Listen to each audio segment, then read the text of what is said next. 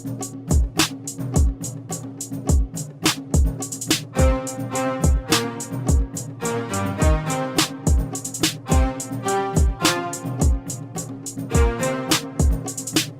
listening to Rookie Pirate Radio, the official anime and manga podcast for InBetweenDrafts.com. I'm John Negroni. And I'm Travis Hymas. And today, we're doing a manga recap of One Piece chapter 1107, titled, I've Been Looking for You. And Travis, that is remarkably similar to what I told you after the first time we did one of these manga recaps. It's almost like spot on. It's almost as if you've been channeling the spirit of Bonney as Straw Hat the entire time. It didn't even know. That, or I'm sending Oda little missives with little tidbits about our podcasting journey.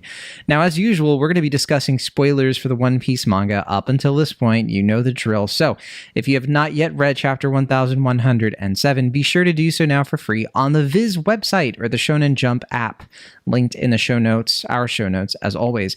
And remember, all new One Piece chapters are available to read for free up to 3 weeks after their official release, or whenever you want if you're subscribed to Shonen Jump, which we are and do recommend. And I know one other thing we like to recommend is talk to your friends. Travis, I feel like it's important to talk to friends.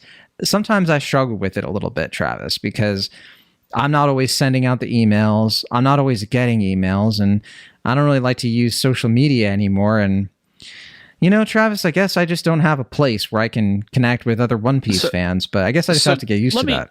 Let me just make sure I understand here. So what you're saying is that sometimes you don't have the tab to our email inbox at rookiepirateradio@gmail.com. Wait, I'll hold say on. it Can you again. say it again? I need a pen and paper. Yeah, you got to write it down. That's rookiepirateradio@gmail.com. But you don't always have that open. You always forget it because you're writing it down right now. So you need something else, something maybe not in a web browser, but maybe in its own app that you could just always have available. Wouldn't you know it? I've got just the thing for you. You have a solution to this? I have a solution to this. You're like a Swiss Army man. Yeah. You were going to say knife and you said man, and that completely sent me. Much like these, great movie, but much like the I'd love a place where I could talk about that movie with other people, right. But it doesn't exist. Well, no, it does exist because much like the actually surprising range of Daniel Radcliffe, the app Discord will allow you to join the In Between Drafts Discord server. An app? And it's called Discord. What? It's called Discord. How do you spell what? How do you spell Discord? Discord. I did not sign up for spelling.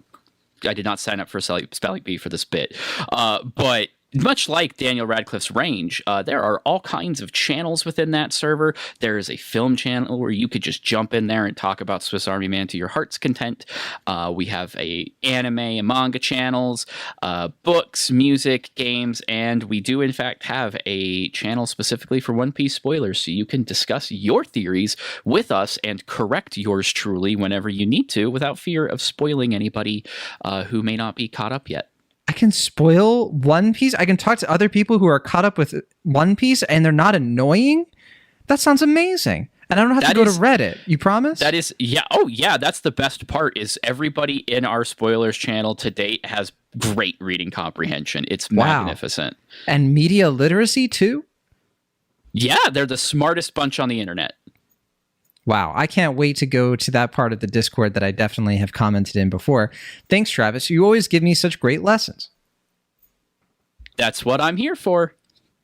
But I guess, Travis, now that you've had your time to shine and you've been the wise sage, Kid Thunder, everybody knows you, I guess it's time for me to, unfortunately, go through the main beats of chapter 1107 because I think that they're going to, maybe they're going to take both of us down a peg in terms of predictions, I guess. Yeah, but you say unfortunately, but given how hype this chapter was, I'll take the L's as they come, honestly. I thought you were going to say, like, instead of unfortunately, you're going to inevitably, expectantly, yeah. I mean... Yeah. I got next leveled by Oda. Big surprise. Yeah. It is Tuesday. All right. Oh, technically it's Monday, but I mean, he listens to the podcast, so of course he knows what not to do, right? Yeah, that's canon. We confirmed that. So there you go. All right, let's do these main beats. Here we go. I'm excited. So we start off chapter 1107 with yet another reader request. They never end. And this one shows Law napping with a snow leopard, much to Beppo's dismay and jealousy. And I always feel something similar whenever, Travis, you record a podcast without me. And I like go over to the inbox and I see them like, oh, it's Travis and Quinn, drinking some vodka and wish that was me. But anyway, onto the chapter proper. We pick up right where we left off with Dory and Brogy, the ogres. Giants, but, they're epithets. And they're swinging onto the scene along with the legendary giant pirates. And yes, that includes Oimo and Kashi, which we speculated in our last recap might be showing up here as well. They were, of course, the two guard giants from Enies Lobby, who Usopp befriended and whatnot. We see a glorious double spread of the giant pirate crew disembarking on Egghead Island to help out the Straw Hats by fighting off the Navy warships. And then, yes, Usopp does spot them from afar. It was great that Oda could fit that in there. And he, of course, refers to them as Master Brogy and Master Dory. He's respectful. He comments to Nami, Chopper, and Edison that he is glad that the giants met up because he was worried they wouldn't be reunited at Elbaf. Which, Travis, I have to put in a little thing here that this almost makes me kind of wonder if Oda is directly commenting on reader expectations, talking to us directly about maybe not getting our hopes up about going to Elbaf. But I'm gonna let that rest for now because you know me, just stirring pots when it's not the time. Anyway, so all of this prompts the Straw Hat crew to get serious about escaping the island, with Nami checking in on Brook and Lilith. Lilith mentions that they still need a way to pass through the barrier without exploding. Also calls Brook a bonehead, which is a little mean, but funny. We cut to Jinbei, who is still on his way to try and help Zoro. And then we immediately zoom over to where Zoro is fighting Lucci still. They appear to be evenly matched, but not necessarily going all out yet. Lucci is trying to taunt Zoro and call him dead weight, but of course the vice captain ain't having none of that. Anyway, next we see the Marines reporting to Vice Admiral Red King, a vice admiral who has made his debut in this arc, to be clear. And the Marine scouts tell him that they have so far lost about 30 small and mid-sized ships out of their total of 100. And that number is still rising. As a result, the Marines pull back the small ships, so only the battleships will move to the foray. Remember, a battleship is considered the equal power of a pacifista, at least the Mark I or Mark II, whatever it was, on Sabaody. But anyway, Red King laments that this has happened because they now have to fight the pacifistas, their own military weapons. And of course, as a reminder, that's because we learned last chapter that Bonney has a surprise authority chip power over all of the Kuma-specific pacifistas. Finally, we return to the main event, in which Luffy is in Gear 5th. He has cut off Saturn's attack with Bonney, Sanji, Kuma, Atlas. Frankie is there. We don't see him in the panel, but he shows up a minute later. And also a gravely injured Vegapunk, who is observing. They're all observing Luffy doing the kind of Nika groove up in the air. Luffy asks Bonney why she's crying, and she answers with the title of this chapter. It's because she's been looking for him. Luffy laughs this off because they've been together this whole time, and he doesn't understand what she means. So Bonney explains that she didn't know he was Nika. Luffy even takes a second to coach Bonney on her wimpy punch, and she says she wants him to show her how it's done by pounding Saturn for Vegapunk. This is something you and I did predict that would happen, that she would witness him doing this to Saturn and all that. Luffy agrees as Saturn glowers, and he uses a new move called Dawn Gatling to send Saturn flying through buildings, just like I think when Kuma did the same thing to him. So Saturn's just getting launched over and over again. Only way to really deal with the guy. Now, immediately after this devastating attack, Frankie tries to get Bonney and Vegapunk to hurry and escape, but Vegapunk tells Bonney to go ahead because if he moves now, he will die. Right then, Kizaru powers up a light beam to finish them off and tells Vegapunk he'll die whether he moves or not. But Sanji deflects the light attack with a single kick And we even see his twirly eyebrows switch directions, indicating that he's activated his inherent exoskeleton German 66 special power mode, or whatever we're calling it. I don't know what we're supposed to call it at this point. Plus, Sanji explains that he can deflect a laser beam because love is stronger than light. And he's right about that. Kizaru wisely confirms that yes, in the One Piece world, physics as we know it is certainly dead and has been dead for a while, I personally think. And then we see Frankie and Atlas escaping with Bonney in tow. I guess Bonney doesn't have her tearful goodbye with Vegapunk. Neither does Frankie. So that's a little strange, but whatever. And they're headed for the northeast shore. That is leaving Luffy, Sanji, and a near-dead Vegapunk in Kizaru's way as he declares that he has to take their heads back with him, at least in order to save any face.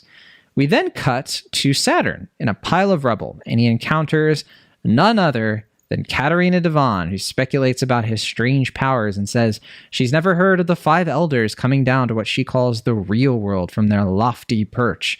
She then says mission complete as she pats Saturn's spider leg, and when Saturn asks what they're doing there and why savages from level 6 have impelled down are answering to someone else, we see Van Augur is here as well, and Katarina claims that Teach is special, which is certainly one way to put it.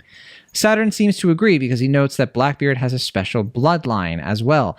So gear up your Blackbeard-related Roxy Zebek theories. But anyway, Saturn finally asks what the strange Blackbeard pirates are really after, and Van Augur merely replies, Sekai, or the world. This was clearly a ploy by Saturn to delay them so he could do a sneak attack, but Van Augur warps himself and Katarina away to safety. Lots of Van Augur stocks have been boosting lately between this and the anime, seeing him lay waste to Cracker, which has caused some tiffs in the One Piece community. But anyway, next we see that Katarina and Van Augur only warped a little distance away on the island, and that's apparently because Van is still training his devil fruit. And then that opens a door for Caribou to burst onto the scene and pull a full-on Bartolomeo. He's been a super fan of Blackbeard. Blackbeard's the reason he came out to sea, all that nonsense. He wants to be one of Blackbeard's goons. End of chapter. No break next week. Plus, we're getting a color spread. I want to start with this, Travis. This is where I want to begin it. The Blackbeard Pirates are here. We've been waiting for this. 2 things have been tied off at last. Where's Caribou been? Because, I kept going on and on about Caribou helping York and all that stuff. Ended up not being the case. I was thinking that, the Blackbeard Pirates were going to maybe steal away the Seraphim and do stuff like that. None of that either. They just showed up and they did something on the island and they copied Saturn's powers. What do you make of this, Travis? What's your reaction to this?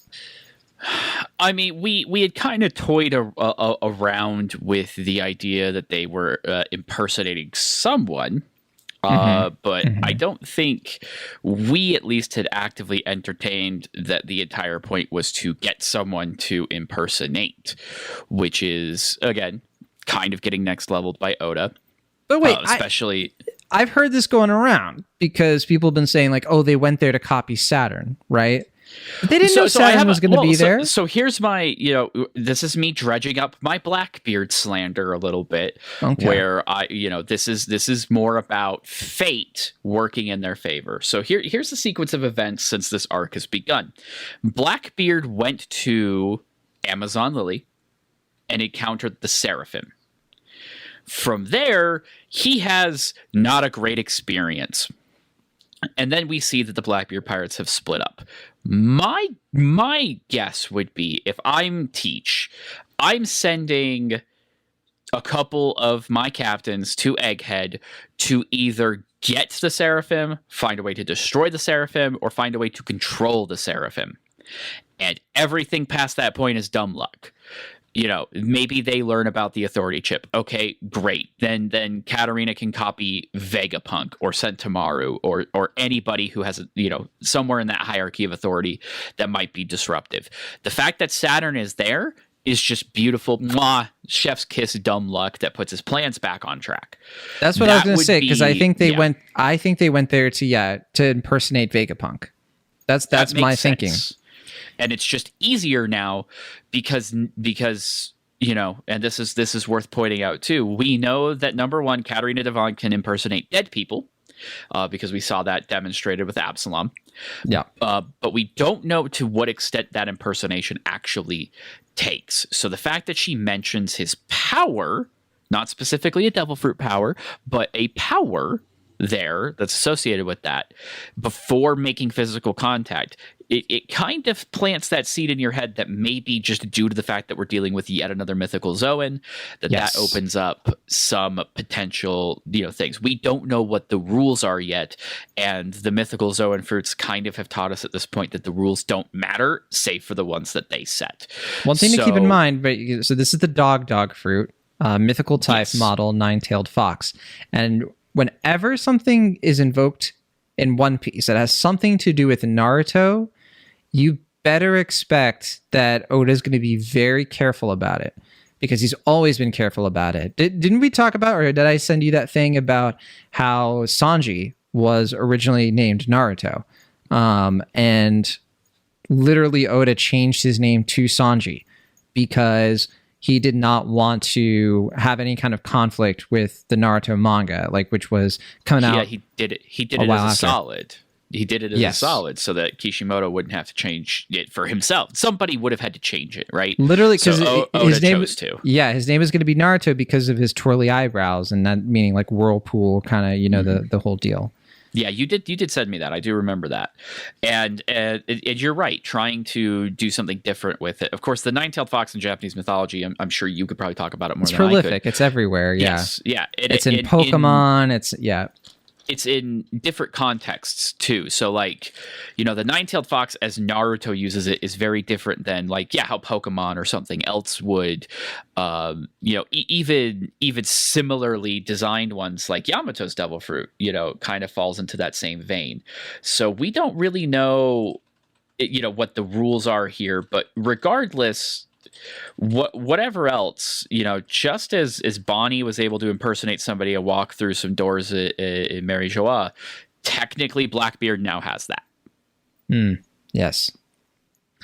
Which is wild, but I do think that tracks, because my thinking was, after the whole thing at Amazon Lily with Boa and how powerful the Seraphim were, I do see Blackbeard looking at that as a prize. But we do have to remember that he also wants a bargaining chip. He wants a way to have his, Blackbeard has said he wants a way in. Yes, he wants a way in, right? He wants a bargaining chip, not necessarily an authority chip. But what could that be, right? Or how could he do that? How could he earn that? And it's still so mysterious. I think it's helpful too that we get this wild Blackbeard confirmation. Can't gloss over it. That yes, his bloodline is special, which we have been kind of expecting to be the case for a while. And I'd say that kind of flippantly of the whole Blackbeard being connected to Roxy Zebek, maybe being his son, whatever it is. I think this is the easiest time to be a fan of that theory. That's for sure. Yeah, and it's one of those things where I was hoping we would get an Artur video kind of confirming exactly what the words are here, and sure enough, it's exactly as the Viz translation puts it. So it would be weird if it was anything else. I did see some further theorizing that took it a little bit further, that what makes Blackbeard's bloodline special, whether he's connected to Zebek or not, is that he's a descendant of the original Joy Boy, whoever had that epitaph 100 or 800 years ago, which would be an interesting twist, a little bit, kind of like a flip of the head on the legacy thing. I don't know if I buy this mostly because of his very specific devil fruit hunting. Blackbeard will take any powerful devil fruit he can get, that much is clear. But for himself, he was looking for a very specific one. And if he was going to be connected to Joy Boy in a way that he was aware of, the darkness fruit is not the one he'd be seeking, right? So I'm not a huge fan of that theory myself, but I did want to bring it up here. I think that another thing to remember is that he could be, I think I saw plenty of people being like, is he a Buccaneer? Are we doing that? And if you recall, we talked about how maybe the secret power of the Buccaneers that Vegapunk was alluding to could be the ability to inherit somebody's will in a special way. And I don't think we talked about it then, but I think one of the interesting pieces of evidence to Blackbeard being a Buccaneer was the idea that he seems to be able to contain multitudes, like to be 3 different people in one body, and that's why he doesn't sleep. And if he was a Buccaneer and he had the ability to carry different wills, like he could like inherit the will of like 3 different people. It could easily be something like that. It would fill in the gaps on that long-standing theory, on the 3-person theory, the non-binary Blackbeard theory. There's like he inherited Joy Boy, Teach, and Zebek. Just putting that out there is like what some people might think. I don't know. Well, it's one of those things where like the question now loops around to what does that even mean? Because Zebek is still very much an unknown quantity here. Even with we know he wanted to be king of the world, which we know he wanted to be king of the Van world. Auger's statement there, kind of in that light, when he says Van Auger's like full Chad delivery of like the world. Good job there. Nice JoJo reference, but yeah, it kind of brings to mind like where does Zebek fit into all of this in terms of, did he know stuff he wasn't supposed to know? What did he know? Is this what put Roger on the scent of Laugh Tale? There's still so much we don't know. Yeah, no, for sure. And we're kind of lingering on all the Blackbeard stuff. I think for me, it's because this has been teased for so long. We've been waiting to find out like why they're here. It is a bit of a surprise that we have Katarina Devon and Van Auger here, but we don't see Lafitte. Now, that doesn't mean Lafitte isn't there. I think that there's still plenty of space for us to assume that he's around, since he's like the last Blackbeard pirate unaccounted for. And I think it's okay to assume that Van Auger, a pirate who can warp, would be able to get from Winter Island to this place at this point. This is a day after the stuff that happened with Law, I think. At least a day, if not more. Right, and all he would have needed to do was warp to a boat, right? He didn't necessarily have to go island to island. Yeah, he could just kind of warp and be on the ocean. I mean, I don't know how difficult it is for him. He kind of says that like he's still training it, but what does that really mean? Who knows? Yeah, well, we saw the raft coming in, so that I assume that's where he warped to, was to the raft, and then went the rest of the way. Yeah, so Lafitte could still be around, because they don't go to whatever ship they were on. He could be on that ship. Who knows?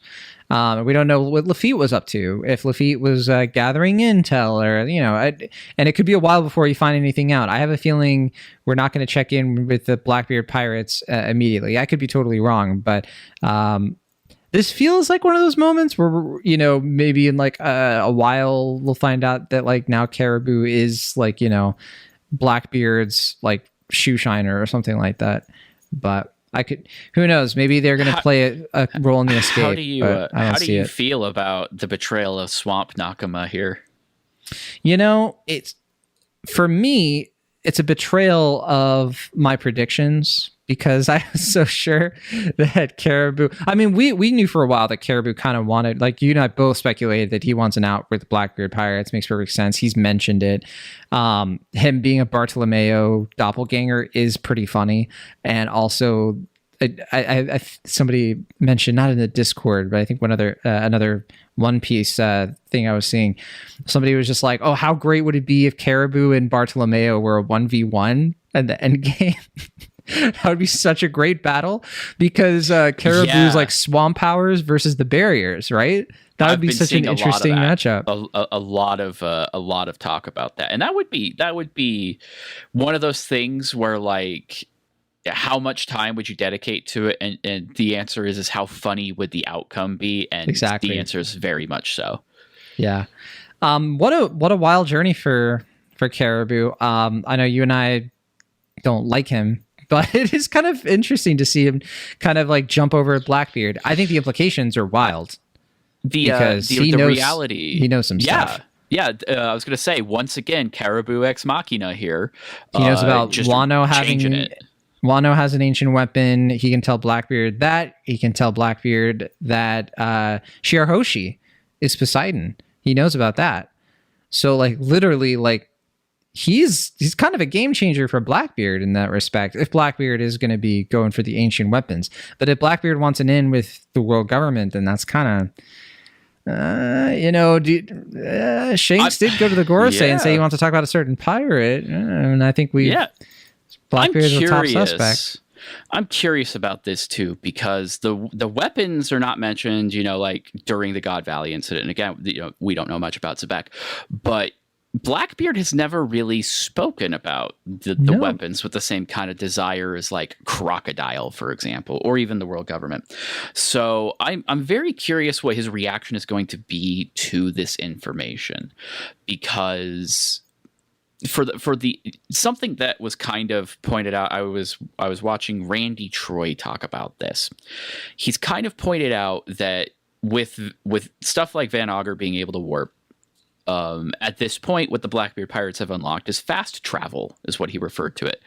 And that kind of took me back, because we've talked a little bit about before, is that it kind of feels like we're going to need to do some backtracking at some point, right?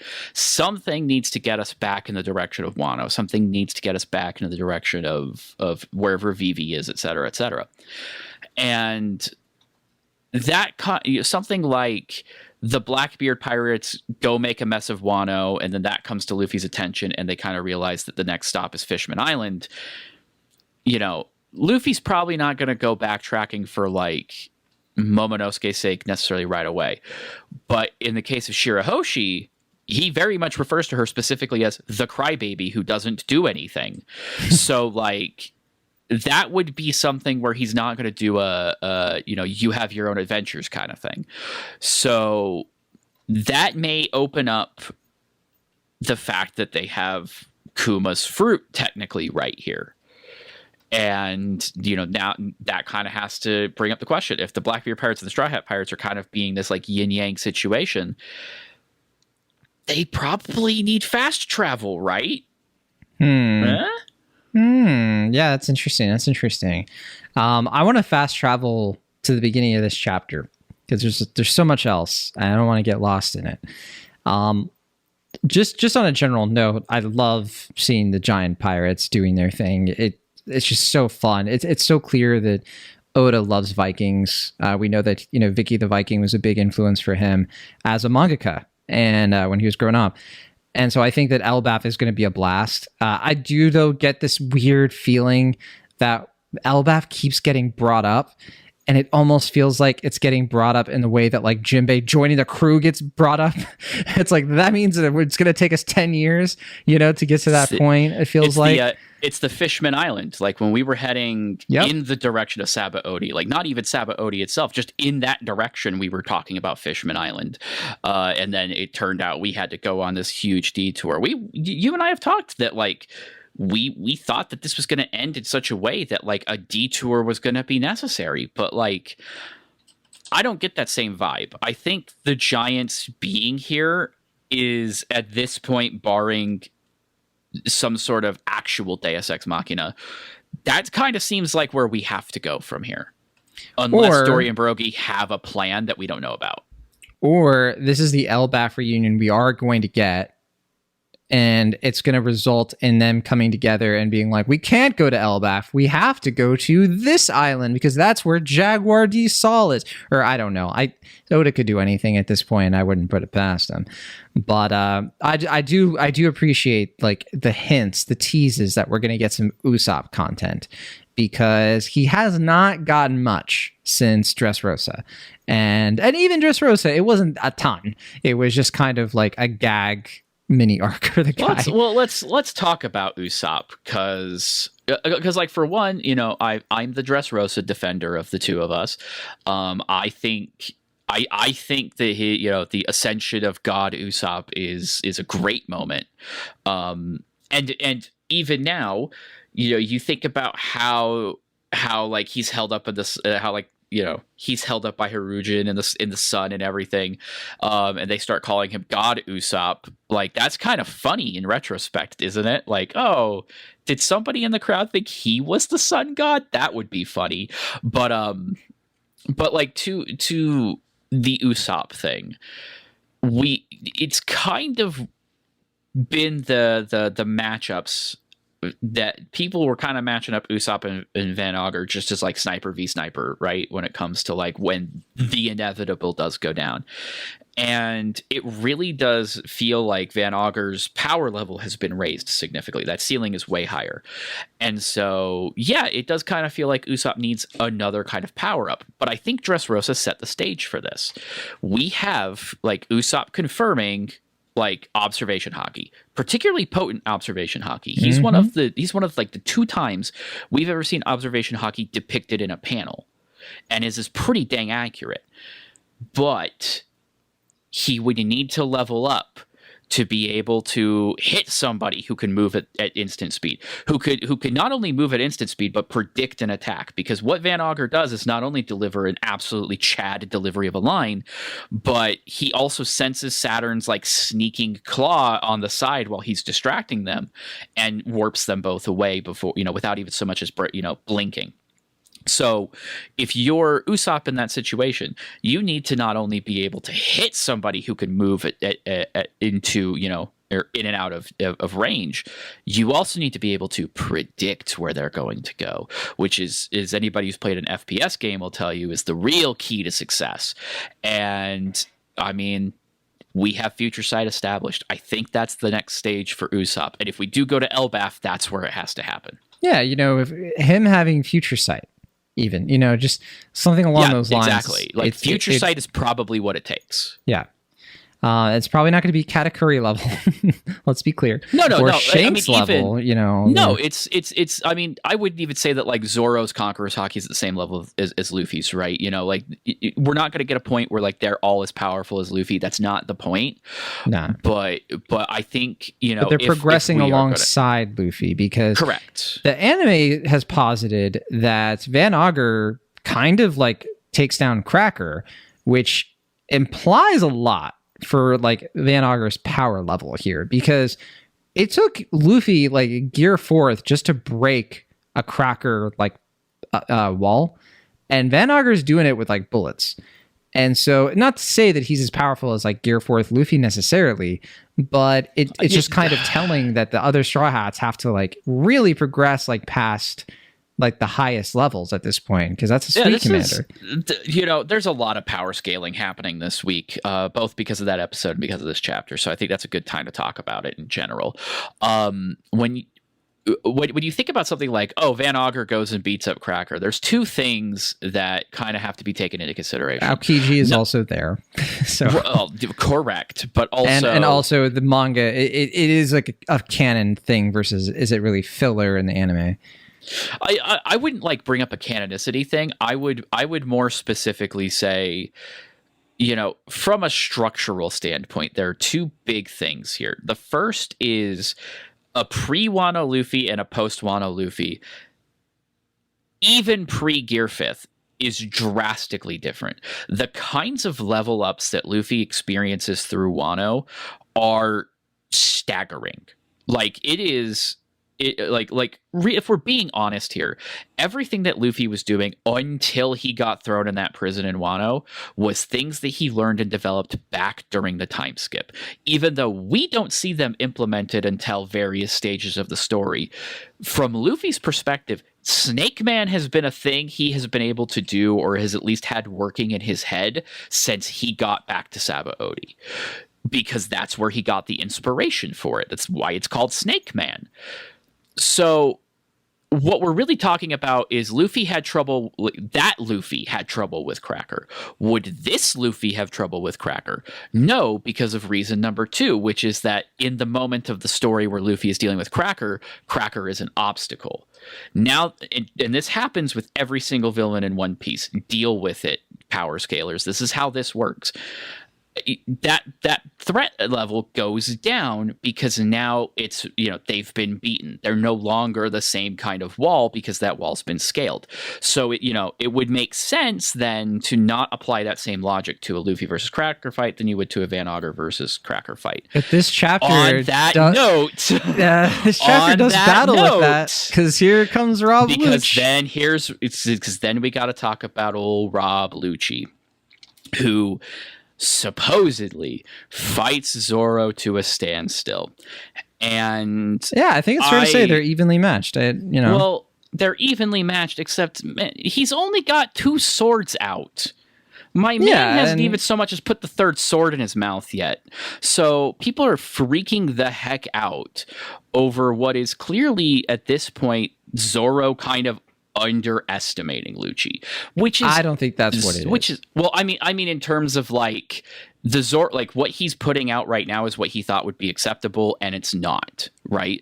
It's the king thing again, where Zoro kind of had to push himself a little bit harder than he thought. That's most of Zoro's fights, right? Is he doesn't really take it seriously necessarily until he absolutely has to. I kind of disagree. He's not putting on the bandana right away, is what I'm saying. Especially for a guy who's already had his butt kicked by Luffy twice. You know what I mean? No, I think what it is, and I'm gonna be bold in my pushiness here, but I think it's literally Zoro being like, I can't go all out here because I'm needed elsewhere. His job is to like hold Lucci back, not necessarily, because I feel like Zoro thinks that if he goes all out like he did with King, he'll be out of commission and he won't be able to move. He won't be able to do anything. He probably knows that that's what it would take to win. And he's not trying to win. He's trying to stall Lucci until he knows it's time that he can do something like that, or he can just leave. Because I think he has the sense to understand like the situation, that going all out is really risky. Because if he fails for whatever reason and he's out of commission, he doesn't just die. He puts everybody else in danger. So that's my reason. So what I'm hearing, John, then is that you actually agree with me that Zoro is intentionally not putting out his best, but you're saying it's for less cocky reasons. I think Lucci's kind of doing the same thing. Yeah, I think that Lucci's also holding back a little bit. I want to really glom on to the important thing here, and that's that you agree with me. That's I need to hold on to that. I'm talking about what Zoro thinks. I think Zoro believes that he would win. I'm not necessarily sure he would. Like if he went all out, I think it's more of like he knows it's a high risk and it's uncertain, but he probably has confidence that he could. But importantly, you agree with me that he's not going all out right now. No, yeah, of course I agree with you. He has two swords out. It's objective. I really want to drive that point home. You agree with me. I mean, has this never happened before? But no, it's just because this is the one conversation people will zero in on because we're actually talking about power scaling. Oh, I see what you're saying. I think it's clear that he's not going all out. I think it's arguable, and I lean to. I don't think Lucci is going all out either. People, because I think it's the same thing. People just freaked out, and I'm like, I don't understand why you would do that right now. We've seen nothing. He's not bandanaed up, which is literally Zoro's taking this to the next level mode. Like that's the visual indicator. He's not even using all three swords. Like he's very clearly, for whatever reason, this is not the same fight as the King fight. This isn't the same fight as like. Even Mr. One, for crying out loud. It's not all or nothing.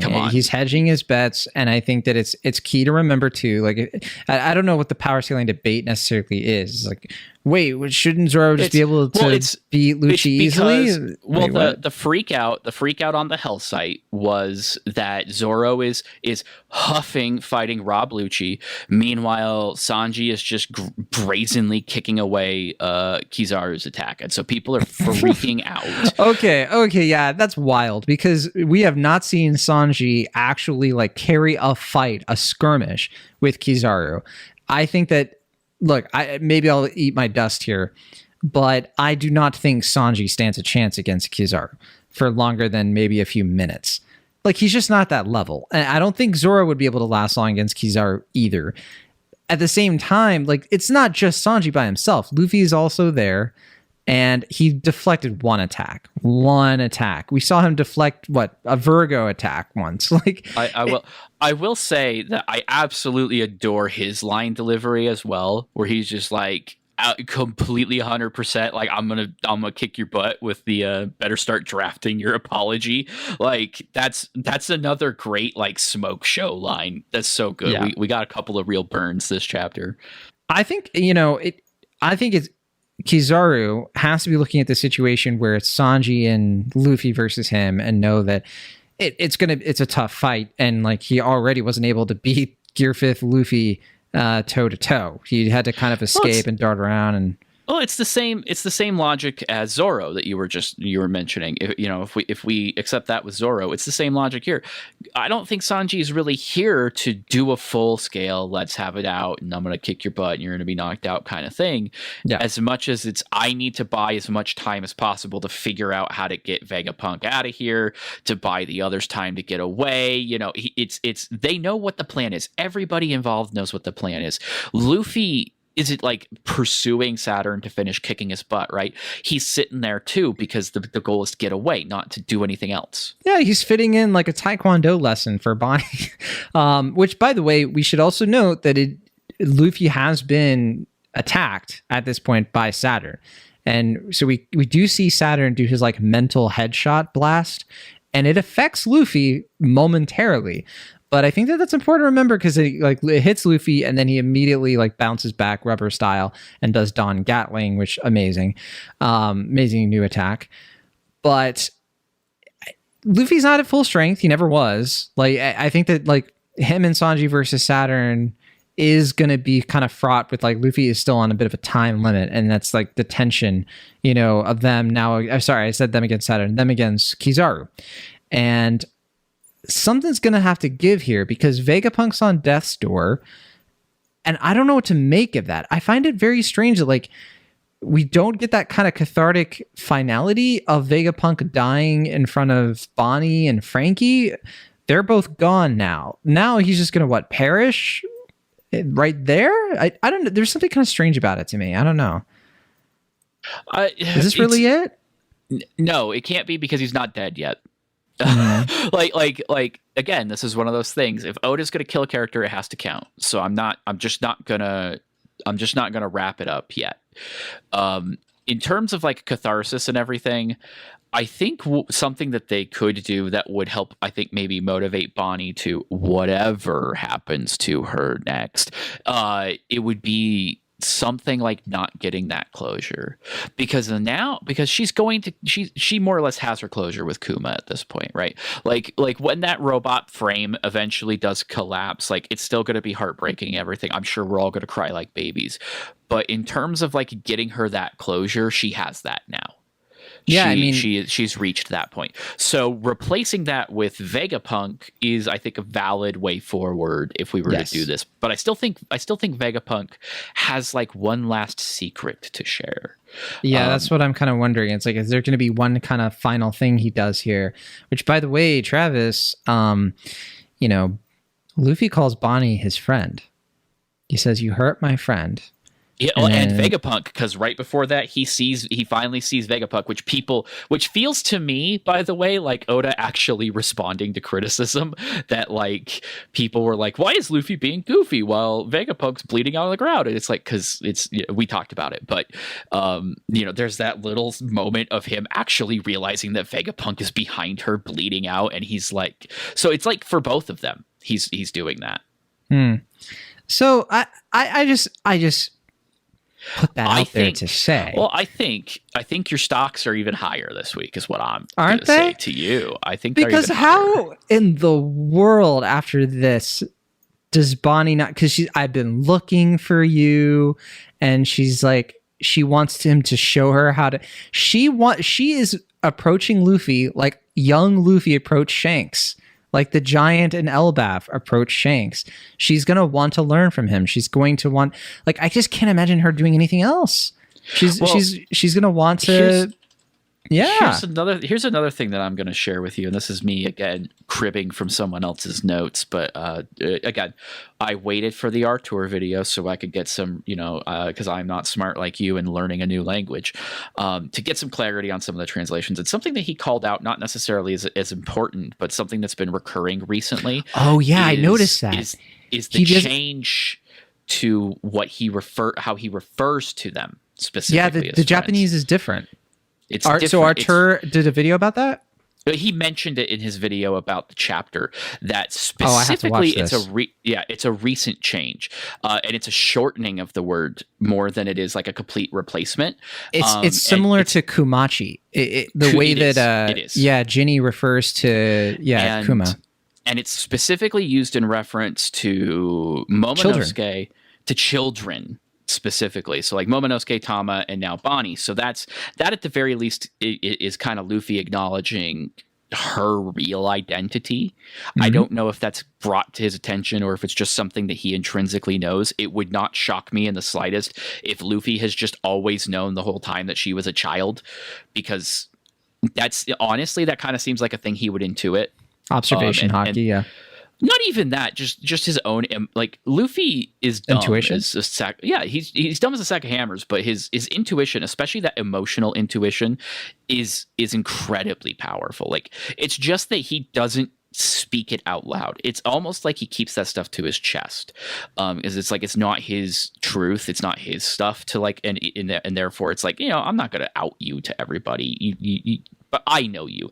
And, him being a child at heart, kind of, he probably has that same connection with her that he has with like Momonosuke or with Tama, or even kind of with Shirahoshi, if we're being honest. Even though she's older, he definitely treats her like a little sister. You know what I mean?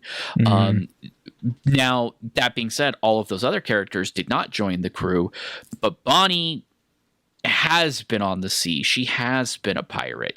She does, like you said, show me how to do it, which kind of suggests to me that before we leave this island, she is going to get to do that punch again to somebody, if not Saturn himself. And she has been looking for him. Now, for the first time, someone has said to Luffy an actual direct reference to the sun god, which he responds exactly how I expected him to, with, that's a funny word. But now it's out there. Now it's going to be a thing where, like, if Luffy isn't curious about it, and let's be honest, he's not, he couldn't care less. Sanji's there. He could have heard it. Frankie's there. He could have heard it. Hey, I mean, Vegapunk is right there. Before Vegapunk expires, he could be the one to quickly advise Luffy what she was talking about. Or the Iron Giant could show up, because we didn't see the Iron Giant in this chapter. We have but not. If Vegapunk is still there to deliver some kind of like, that reveal, like that Iron Giant, man, that is the biggest like red herring right now for me, because we keep checking in on it and it's not moving, and I don't know what to make of it. I really don't. Like, it feels so important, and I'm sure when that shoe finally drops, it's going to blow my mind, but like, do it or get off the pot, what I mean? No, 100%. Last thing I wanted to say about Sanji is that I like getting to see him do the cool stuff and standing up to Kizaru. I don't think that he stands a chance, because come on. But even if he doesn't, I think that people have been talking about like final matchups and whether or not Sanji is going to be a final matchup for Aokiji, in terms of like Blackbeard, because it'll be like fire versus ice and everything. He's got to work hard to get to that point, I think, to like be admiral level. And I think that if there's one thing I really want to give Wano a lot of credit for, we got a lot of Sanji progression in an arc that didn't belong to him. It was part and parcel with Whole Cake for sure, but just seeing him kind of go through a bit of a transformation and at least at times be taken more seriously in the narrative and not just be a gag over and over again, like, the horny pervert. I think that has shown like real growth for the character that makes me think that he is like going to get to that place where he could stand up to Kizaru. And there's also something to be said about how every time he's like kind of treated as like not as strong as he thinks he is. So like most recently he's number 4, right? Because of the bounty posters and then because of Jinbei and Zoro having higher bounties. Before, like, he was like, I think second, and I think that got him up in his britches a little bit. It kind of like, but now we see him kind of striving to like compete and do all of that. And that's the Sanji that I like to see. That's the mode I like. Yeah, it's fun, and the references about love and stuff is kind of is fun, because you got to notice the eyebrow switching and everything to kind of understand what he's talking about. It's kind of fun that his power ups are something that he's now leaning into a little bit more, but with basically just deciding he's going to gaslight himself into just like, oh yeah, these are from my mom. Like, that's just what we're doing now is I could do cool stuff because of my mom, and we're not going to talk about anything else ever again. Like, just we're done. So that would be fun. If Judge had shown up, could you imagine? Let's read some comments. Pikeman said, quote, if that's true, then physics as we know it is dead, coming from a guy who can shoot lasers from his hands because he ate a fruit. Feeling sorry for Sanji when he learns Bonnie's real age. I think Sanji knows, like we talked about this, I think Sanji knows that Bonnie's a kid. He's acted normal with her. And I think that I do think observation hockey kind of comes into play here. I think like Zoro was able to tell that she was a kid, I think, way back in Sabaody. I just think that's how Oda's going to play it. Well, I mean, the first hint, right, to Blackbeard, something being wrong with Blackbeard, was literally just Luffy and Zoro going, hey, yeah, there's something wrong with this guy. Right. Yeah. Like that wasn't, that was kind of like latent hockey, you could say, or anything like that. But it's also just stone cold instinct, right? Like, it's just like, something's wrong here, I wonder, though, you know what could happen? And I'd be so sad. I don't want Bonney to end up having like a crush on Sanji. Please don't. Don't do that to us. No, I don't think, because I think she's too young to be in that state. I think the weirdest that's going to get is the Seraphim thing with like Hancock. And even that is, people have exploded that to like nonsense levels already. I don't see that whatsoever. I think she's still very much in like that twilight of her childhood kind of thing where it's not really a thing for her yet. Ooh, Hero 2 Anime said, Sanji versus Kizaru was already foreshadowed in the anime with the opening Wake Up, the first opening for Dressrosa arc. I don't remember that. So it's the anniversary one where they get the cool outfits, like the really like fancy outfits, and there's this whole sequence of like them encountering all the admirals and everything, and like having it out, and like Luffy's fighting Akainu. Like the anime just kind of like fanficked a battle basically. And real talk, that's what everybody's been using to like square up which admiral each Straw Hat would fight, of the monster trio, because there was only the trio at the time. So like that's kind of where the Kizaru Sanji thing really gets most of its weight. I know there's other things they both do kicks, but like, so it'd be Jinbei versus Green Bull, Zoro versus Fujitora, Sanji versus Kizaru. Who would be up against Aokiji? I guess we wouldn't. Aokiji's Blackbeard, so it wouldn't be. Aokiji wasn't included in this because this was already post-time skip. It'd be Luffy Akainu. Okay. Fair enough. Yeah, that's which I do think Luffy fights Akainu just for the catharsis. I don't even think it's like we need to do this as like a necessary. It's just like, man opened a donut shop and that donut shop needs to close. You know what I mean? Yeah. Kenshin Goku said, here's the thing. There's no way the Blackbeard Pirates could have known Saturn would be there. Even some of the soldiers didn't know he was with them until he touched on Egghead. So they definitely went to Egghead for something else. They were probably trying to copy someone high up the ladder, and pure luck, Saturn was there. That's the only thing that makes sense. So yeah, I think we were all in agreement there. I think that was your kind of main theory. I think, it sounds right to me. It's the real yin and yang of Blackbeard and Luffy's crews, right? It's the just by random chance they just happen to find themselves constantly in the middle of these events, and I think that's it's almost like a chaos god playing the odds here, right? Like, dare I invoke the Animorphs or something? But like, if you know what I mean, you know what I mean, listeners. Where it's just like, almost like, let's just see what happens if we just throw all these elements together, where these two opposing ideologies are like at war without even realizing it. But really, it's just like Blackbeard, just like Luffy, is a creature of fate, and it's how he takes that fate and runs with it that separates them from everybody else. Yeah. Also, kind of funny how Luffy fought Rob Lucci, and then now Zoro's fighting Rob Lucci, and then Luffy fought Kizaru, and now Sanji's fighting Kizaru. So it's kind of like Luffy's like, hey, take my sloppy seconds, crew. But and then Jinbei's kind of swooping in too. So yeah, we were wrong about that. By the way, we thought that maybe Zoro and Lucci's fight would have just like ended, and Lucci would have just like abandoned the fight or something, and then Jinbei would have just found Zoro. But no, They're still going at it, so we were wrong about that. Yeah. I wonder if Zoro's going to be super receptive to Jinbei being like, "Okay, fight's over. Let's go, son." Like, he's picking up his kid. I wonder how Zoro's going to be receptive to that, because man does not like running away either. This is a big comment from Snicker Snack. Let's go Elbaf. Thought we also get to see Hedruden, but he did create a separate giant pirate crew. Correct me if I'm wrong, but isn't it supposed to be green ogre, not blue? I don't know actually. Brooke drinking tea instead of panicking is a good callback to Shabandi. Was Shabandi? Do you remember? I have to look that up. I can't remember. Vegapunk, please live. If only Law is still with them, he could have rescued Vegapunk. Or Chopper. Chopper's there. Chopper has skills. But I guess they're thinking of his special, fruit abilities as a doctor too. Sanji's hockey enhanced body. Good to see him confront Kizaru at last. Dang it, Blackbeard's about to learn about Shirahoshi and Pluton's location in Wano.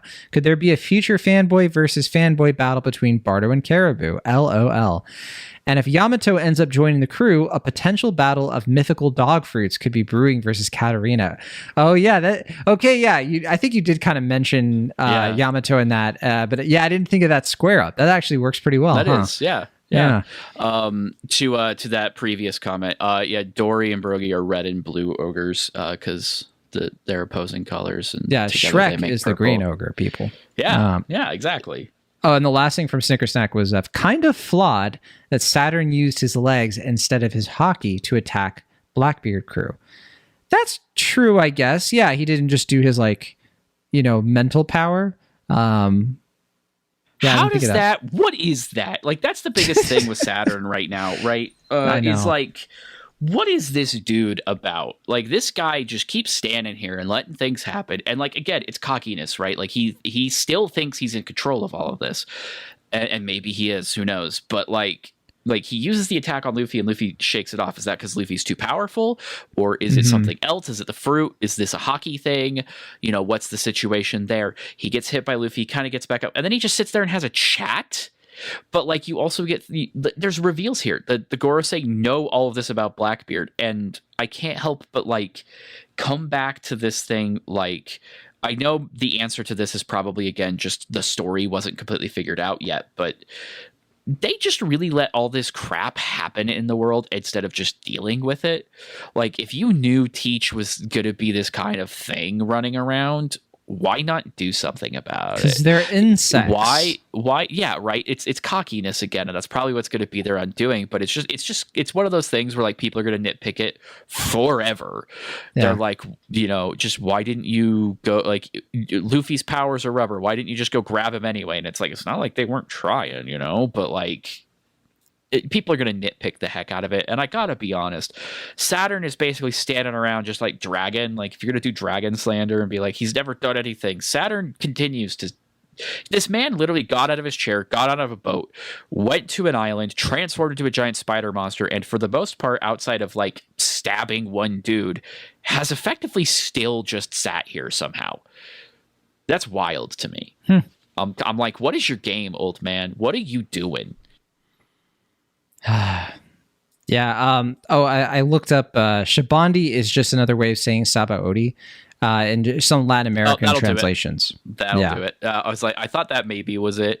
Brooke is so good at cutting through the seriousness with the levity. He's so valuable and underrated. Yeah. Lots of other interesting comments here. Kenshin and Goku had another one. So Blackbeard is aiming for world domination, king of the world, just like Roxy Zebek. Blackbeard has a special bloodline, and I doubt it's D lineage. But I think, he is a D, so I don't know why they're saying that. But anyway, and now more than ever, it's fair to assume when Shanks met with the Gorosei, it was to talk about Blackbeard. I was hoping Luffy would kill Saturn, and that would be the big news. But now that Devon has copied Saturn, there's no way Saturn is dying now, because what would have been the point of that whole scene? So that's a really good point. Caribou, I think, is going to die. Devon and Augur, they don't seem like the type to take a recruit, especially one who is kissing up big time. If Blackbeard was there, yes, Blackbeard would take him in, but those two are straight killers. They probably won't waste their time bringing someone they don't know much about. Hell, I can see Caribou saying, I know where Pluton is, and before he can finish the words, bang, Augur pops his head off. On a side note, Vegapunk better get through this. It's kind of crazy he doesn't have a plan for when he gets a life-threatening injury. For the smartest man in his verse, that's pretty silly. My only thing is, I do think that if Caribou kind of mentions something that Blackbeard wants to hear, I think they will take him. I think that they're loyal enough to teach at that point, and so I don't see an issue with buying that. I don't think it's too much of a stretch. I think he just offers them some information, that's. Again, they might know about like this stuff because of Blackbeard. So like if he mentions Pluton, they might know like, oh yeah, that's that thing that Teach was talking about. They clearly know more about Blackbeard than we do. So yeah. I mean, if this was San Juan Wolf, maybe Caribou would have a tougher time. But these are, I think Devon and Augur are they're more like the elder statespeople of this crew. They carry more of the brain cells, is what you're saying. a little bit. Yeah, they're like the Jimbei and the Robin. If we're being serious. It looks like one of this is from Ignitia. It looks like one of the QB fruit's requirements to copy a person's appearance is to touch them. Reminds me of another fruit. Anyway, things are picking up again and again and again. Seriously, this arc hasn't disappointed yet. I think that the fruit they're talking about there is Sugar's fruit, right? From Dressrosa? Bon Clay. Because Bon Clay that's works. true too, huh? It's just, but that's where I have to say, okay, so yeah, Bon Clay can like make himself a physical copy of somebody, but he can't replicate their clothes, which Katarina Devon can do. And really, it's an illusion with her because she's not just like doing a mask, right? She's transforming to fool someone, which is that introduction of that devil fruit. So I think that's the play here, is whatever she's doing, she's going to be able to emulate Saturn enough to be able to do something. I don't know what, but something. Chromatica said, I'm going to make a guess. Instead of saying the giant pirates have returned, the world government is going to shift it. So Luffy's Grand Fleet was the one who assisted the Straw Hats, blew up Egghead, and killed Vegapunk. This will be the groundbreaking news that was foreshadowed back in Dressrosa when the Grand Fleet was formed, but it'll be spun on its head in world government and Oda fashion.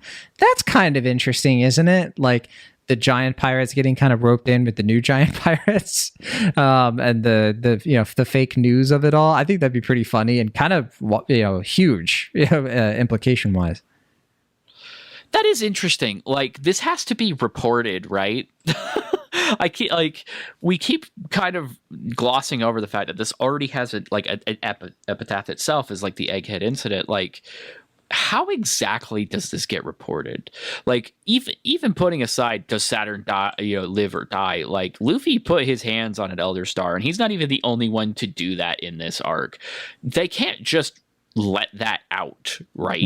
Like sure, it would be the talk of the town, but literally the Gorosei have gone out of their way to build this structure that obfuscates the very nature of the world, and their true selves, for lack of a better term, when it comes to like their transformations and stuff.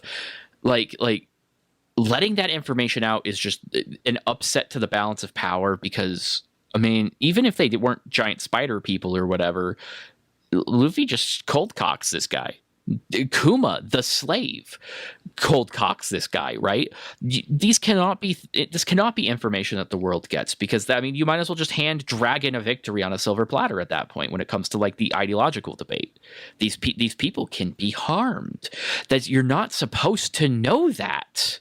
Oh boy. Did Luffy punching Charlos get reported? I don't think so. Interesting, huh? No. I mean, it wouldn't make sense for it to be reported. Visarto said something here. This could be interesting. Who wants to bet Caribou has the rubbings of the Straw Hat poneglyphs? Travis. Shut up. He could. What's he been up to all this time? He can contain that stuff in the swamp. Which poneglyphs did Law have after Wano? Because Robin gave him the Wano one, and he had the Zoe one, right? He did. I don't think he had the Big Mom ones. So I think the Big Mom ones. Question. Did Robin give him the Big Mom one too? I don't think so. So I think, and if so, that's one thing. But yeah, I think the Big Mom one is the one that Blackbeard needs right now, or one of them. So if Caribou has that, how unbelievable would it be too if the Straw Hats like had no poneglyphs anymore? Or and I know that Robin kind of has it in her head and everything, but still. Because I think she just needs to. Do you think they would not have more than one copy? I don't know. Yeah, I guess we'll find out. I mean, we know there's at least two because Robin gave a copy to Law of the Wano one, but like, and Kid, she gave one to Kid as well, right? Yes. So Law gave it to Kid. He said wouldn't be sporting. Yeah, so there's copies already, and I'm just gonna give Nico Robin some credit here. Like we said, she's the elder statesperson. If I were on the Straw Hat ship, I would just assume that something's gonna happen, and they use these as like a napkin or something. I mean, they're not at Kinko's though. Where are they getting all the paper for that? Fine. Okay. I mean. I'm just speaking from the logistics of like she's been on this boat with these people long enough to know that like there's at least 4 or 5 of them that are going to use the poneglyph rubbings to like eat off of or clean up or make a paper airplane out of or eat, like it's entirely possible. Spider Prime said, Red King, someone call Ultraman. Yeah, I forgot to mention that's an Ultraman reference. I was going to bring this up. I love that. Six Chin Throat Red King is his moniker. I can't believe I didn't clock it sooner. I'm ashamed, if anything. But I'm not. I watched a little bit of Ultraman when it was on like WB or something like that years and years ago. It was like trying to be Power Rangers at a certain point, and then yeah. House of Pain. What's the over-under for that? Oh, sorry. What's the over-under of Caribou having his devil fruit harvested by Blackbeard after he spills the beans on the ancient weapons? I don't know. Who would he give the devil fruit to? That's the only thing. It's Swamp for. I don't know. I feel like he'd probably look at it and be like, Swamp? Okay, sure. I don't think it's. He takes the devil fruits from the non-joiners. I think he doesn't really like what people just want to see Caribou pay for his perceived betrayal, which is weird because like he's not a member of the crew. You all just like Stockholm syndromed him into it. Like he's not going to get punished for this. He's going to get rewarded. This is how this works. He gets to live his dream. Xavier Price said, Sanji unlocking Conqueror's Hockey now would be pretty cool. Don't know if that's what's happening, but it would be cool. Got to keep Sanji and Zoro on fairly equal footing after all. And man, everyone is coming out of the woodwork in this arc. We really are gearing up for the end game. I have a counterpoint. I don't want Sanji to have Conqueror's Hockey. I want him to have something else. And it sets him apart because that's more Sanji to me. I don't think he's a conqueror. I think even Jinbei kind of having Conqueror's Hockey I thought was always a little strange to me, but fine. Sanji, I feel like he's such an unconventional character. And I think that even that whole mantra of like love is stronger than hate or than light, him having his own version of that, but it'd be very uniquely him would be more satisfying to me. The only issue is as Kaido said, hockey is kind of the end all be all, right? So, but Sanji would say that he's like, love is the end all be all. Yeah, it's hockey. Probably. I mean, these guys are idiots, right? Like, chances are good that like if somebody had never told them about hockey, they would have never clued in on it, like at all. They would have just been like, yeah, I just could do that. Like Kaido was the one who pointed out to Zoro that he was using Conqueror's Hockey. He's like, oh, I don't know what you're talking about. I just did that with my might, which is just hockey, but like you know what I mean? Like I think it's probably gonna happen. I see what you're saying, especially since he gets this very unique power up from his lineage and like Whole Cake specifically, and I think that's going to do a lot of heavy lifting. But I mean, hockey's the end all be all. If Sanji is going to be up there in the upper echelons of like 1v1s going forward, I think it's just necessary, Yeah. There's a couple left here. They kind of go together. Adams K0 said, clever. Steal the appearance of one of the guys who can order human weapons around and top the list at that. The only wild cards are the ones modeled after Kuma, and the Seraphim will grow past their programming as they age. In addition, little things like S-Snake de-petrifying people because Luffy asked, having inherited a crush on him from her genetic source. And then Blue Dan Bob said, Katarina possibly absorbing Saint Saturn's powers. I think you already kind of touched on that. I do kind of wonder if that's possible. If like the whatever the Gorosei have, like the yokai kind of thing. I don't know. Could she at least make it look like she does? Can she take the spider form? Like that kind of thing. Because we don't know if she's taking on like the full on powers, or if it's just like a weird sort of watered down version or something. Illusion is what I'm leaning towards personally. And then last comment here is from BRNDNDSS. I think that's the most emotive Kizaru has ever been, getting blocked like that. Sure, I don't care about Kizaru. He's not my friend, and I don't like him. But he does kind of have the look on his face is a little bit like, what? I think Kizaru in general here, this guy, like, what a terrible person through and through. Like, I just, at this point, you know what I mean? Like, what does he get out of this? Like, I hope we get something from this more than I'm just following orders and I can't think for myself. It's like, how does a person like that get as powerful as he is? That's the thing that kind of weirds me out. It's like, he's this powerful, but he's this much of a stooge. It's just weird to me. I mean, that's the myth of meritocracy, right? In action. I mean, when you think about it, like, that's the salaryman analogy that a lot of people make in regards to the admirals, right? You got the guy who gets burnt out and quits and becomes a criminal. You have the salaryman who just accepts his fate and, kind of loses his sense of self. And then you have the guy who moves up the ranks and hates it and is stuck behind a desk for the rest of his life. That's the thing, is like, I can at least, I see Akainu. He is somebody who burns with his convictions, and that's where he derives his strength. I see that, Fujitori gets his strength from honor. Green Bull gets it from like sadism. And I would say, Aokiji seems to get his from just like this like troubled backstory with Garp. I would say he gets it from indignity. Like he doesn't have that respect or anything, and that sure, that's gives him an edge. But then what is it with Kizaru? Borsellino himself. I would say nothing. I would say I would take that idea and I would run with it and say that that's the point. That like the point here is that because he at this point doesn't have any conviction, he doesn't have any grounding, that even like number 4 on the Straw Hats can kick his bolts away. Like he does not have the power to put up or shut up now. Like, yeah. I think to your point, that's why he's getting kind of clowned on here over and over again, is because he doesn't have that. Right. I think that's the case. If we're going to power scale, remember that, it also kind of comes down to how serious you're being, in any given situation. And that is something to be said about the new anime Solo Leveling, which is, anyway, all right.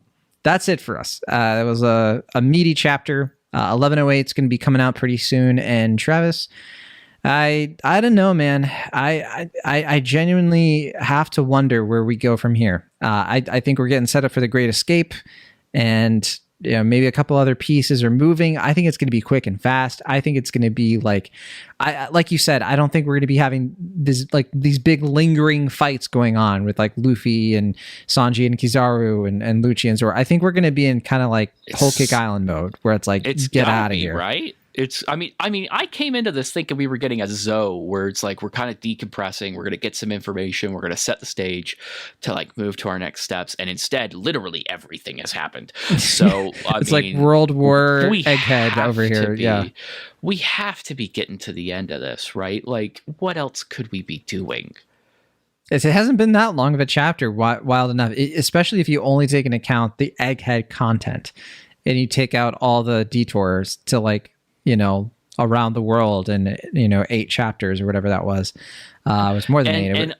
And all of it all of it is just like, it's stuff we would see in like cover stories before, right? Like we're getting all of this cooking from stuff that was side stuff before. I know we've characterized it this way before, but it really is sort of like, this is like the first round of a tournament arc. And then we're going to get some stuff and some in between. And then the second round is going to kick off during the next arc.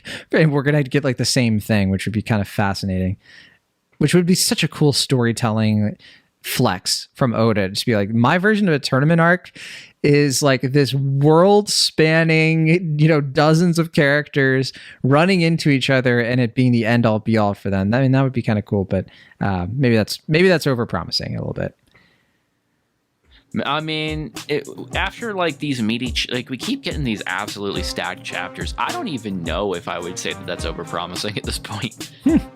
We'll see you all next time. And Travis, we didn't make a lot of predictions in this chapter, but I think that's probably for the best. It's like, you know what?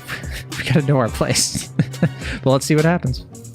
Yeah, we've figured it out. We've figured you out, Oda. You're listening and specifically changing the story based on our predictions. So we got you. We got you.